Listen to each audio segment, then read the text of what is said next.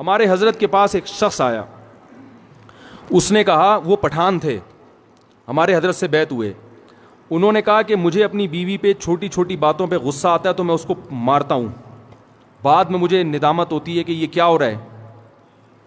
بولو بھائی, غلط ہو رہا ہے.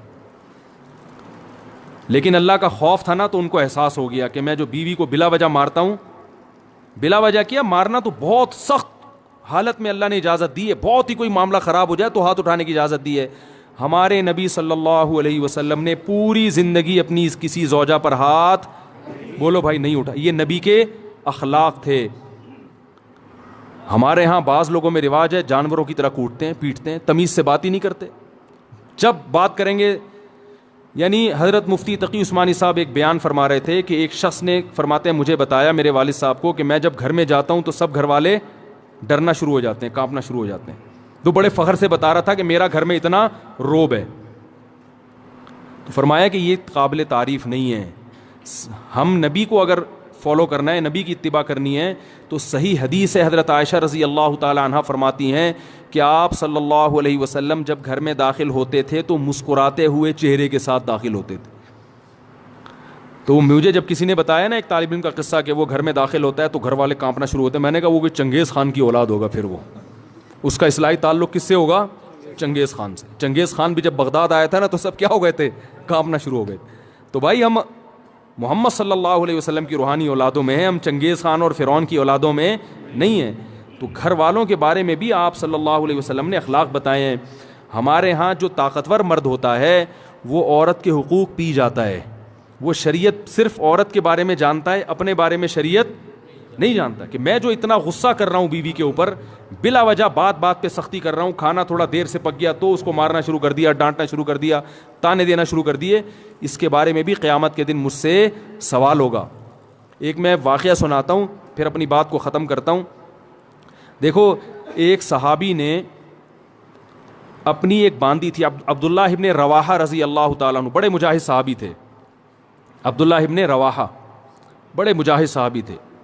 ان کی ایک باندی تھی, وہ باندی بکریاں چرایا کرتی تھی, ریوڑ لے کے جایا کرتی تھی.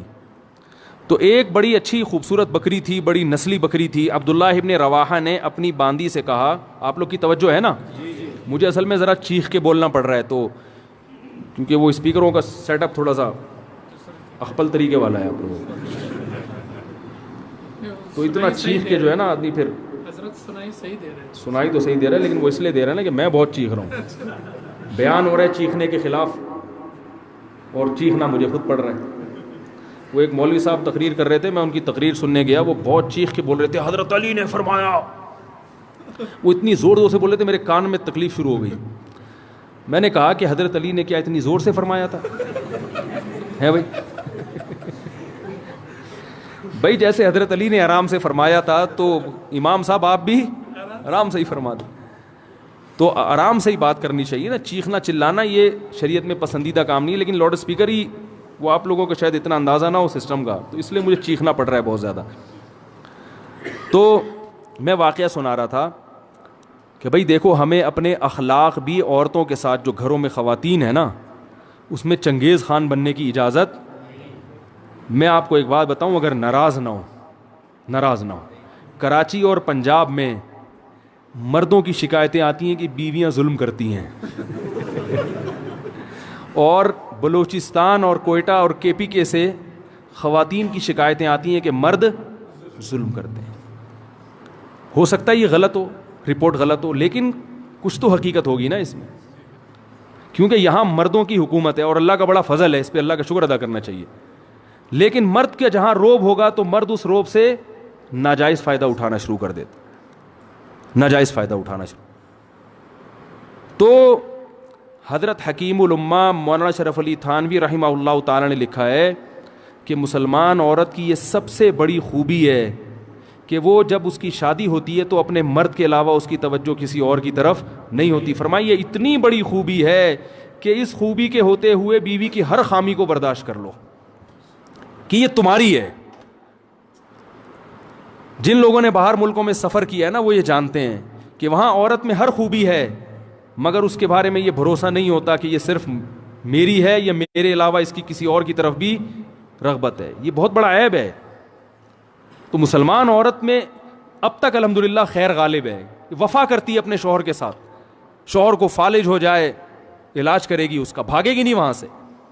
باقی آپ ذرا جائیں نا دنیا میں سفر کریں تو میاں جب تک کما رہا ہے, صحت اچھی ہے تو میاں ہے, ذرا سا مسئلہ خراب ہوا عدالت سے طلاق لی اور کسی اور سے شادی کر لی.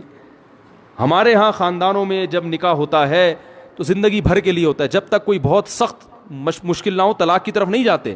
تو یہ بہت بڑی خوبی ہے.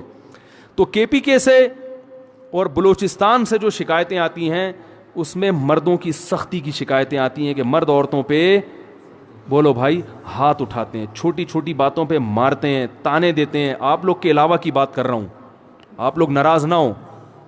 آپ لوگ کے علاوہ جتنے مرد ہیں جو میرا بیان نہیں سن رہے ان کی بات کر رہا ہوں کہ وہ بیویوں کو مارتے پیٹتے بھی ہیں, بلا وجہ چھوٹی چھوٹی باتوں پہ ڈانٹتے بھی ہیں.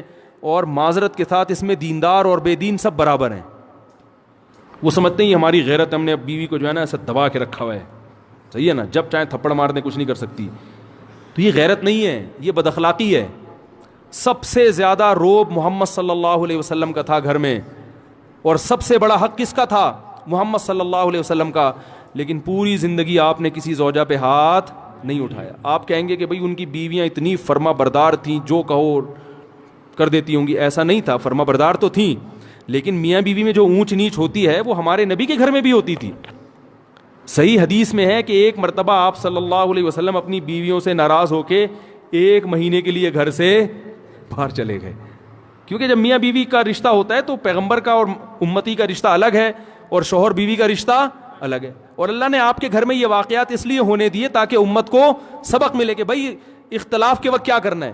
تو کتنا پریشان ہوئے ہوں گے کہ 1 مہینے کے لیے گھر سے غائب ہو گئے. فرمایا میں نہیں آؤں گا قریب کسی کے. اور جب 29 تاریخ ہوئی ہے نا تو گھر چلے گئے.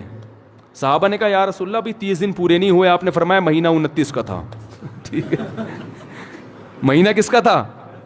ناراضی کو ختم کر دیا. پھر لیکن ایسا نہیں کیا کہ ناراض ہوئے تو گھر میں چیزیں توڑنی پھوڑنی شروع کر دی ہوں اور اٹھا کے مارنا پیٹنا شروع کر دیا ہو, جو آج ہمارا حساب کتاب ہے.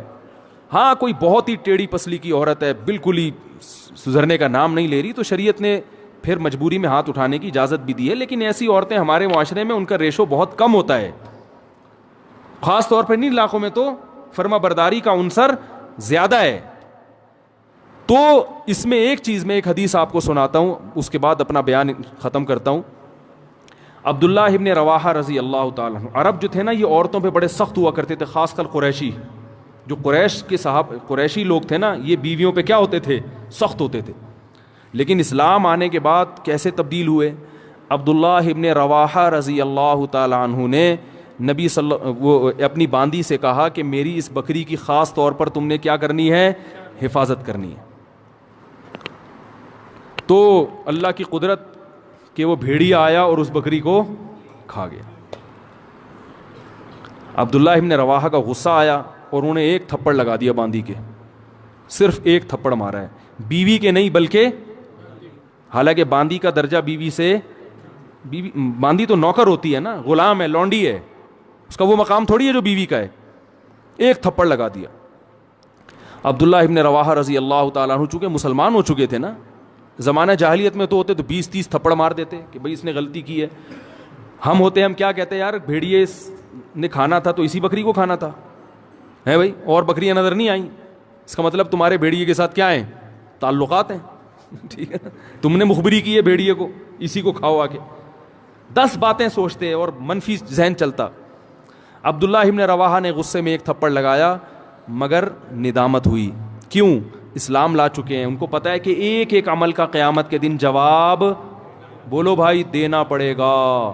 اگر اس میں باندی کی غلطی نہیں تھی تو میرا تھپڑ قیامت کے دن اعمال میں لکھا جائے گا, اور عین ممکن ہے کہ باندی کی غلطی نہ ہو, کیونکہ بھیڑیا جب آتا ہے تو وہ تو نگرانی کے باوجود کھا جاتا ہے. اب احساس ہوا تو رسول اللہ صلی اللہ علیہ وسلم کے پاس آئے, عرض کیا یا رسول اللہ میں نے باندی کو تھپڑ مار دیا, کیا مجھ سے ظلم تو نہیں ہوا؟ مختصر سنا رہا ہوں حدیث. آپ صلی اللہ علیہ وسلم نے صحابی کو حکم دیا کہ اس باندی کو آزاد کر دو. اس وقت آج کے حساب سے دیکھا جائے تو باندی کی قیمت کروڑوں اربوں روپے بنتی تھی. سب سے مہنگا مال کیا ہوتا تھا اس زمانے میں؟ باندی.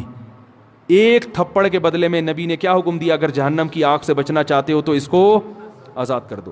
عبداللہ ابن مسعود رضی اللہ تعالیٰ عنہ نے ایک دفعہ اپنے غلام کو مارا. وہ بھی غلام تھا، نوکر تھا، بیوی نہیں تھی. غلام کا مقام تو بیوی سے کم ہوتا ہے. جب مارا تو آپ صلی اللہ علیہ وسلم نے کیا حکم دیا؟ فرمایا اللہ اقدر علیک منک علیہ.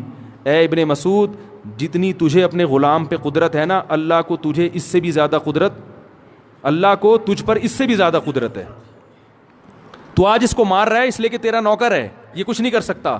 اللہ تیرے گناہوں پر اگر سزا دینا تو بھی کچھ نہیں کر سکتا، کیونکہ اللہ کو تجھ سے بھی زیادہ طاقت ہے. تو جیسے تو یہ چاہتا ہے کہ تیری خطاؤں کو اللہ معاف کرے، تو بھی اپنے ماتحتوں کی غلطیوں کو معاف کر. عبداللہ ابن مسعود رضی اللہ تعالیٰ عنہ ڈر گئے.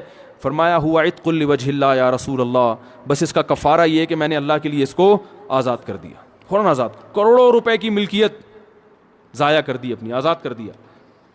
تو آج بیویوں کو مارا جاتا ہے، بلا وجہ پیٹا جاتا ہے، بلا وجہ تانے دیے جاتے ہیں. تو نے باپ کے گھر سیکھا کیا ہے؟ تیرے باپ نے تجھے تربیت نہیں کی، تیری ماں نے تجھے سکھایا نہیں ہے. یہ کتنے برے تانے ہیں بد اخلاقی والے. بھائی کوئی خامی ہے تو محبت سے انسان بتا دے. ہمارے ہاں اصلاح کا عنصر کم ہوتا ہے، تانے دینے کا عنصر بولو بھائی زیادہ ہوتا ہے. تو بھائی یہ اگر آپ اس طرح سے کریں گے تو کل قیامت کے دن اس کا جواب اللہ کو بولو بھائی دینا پڑے گا.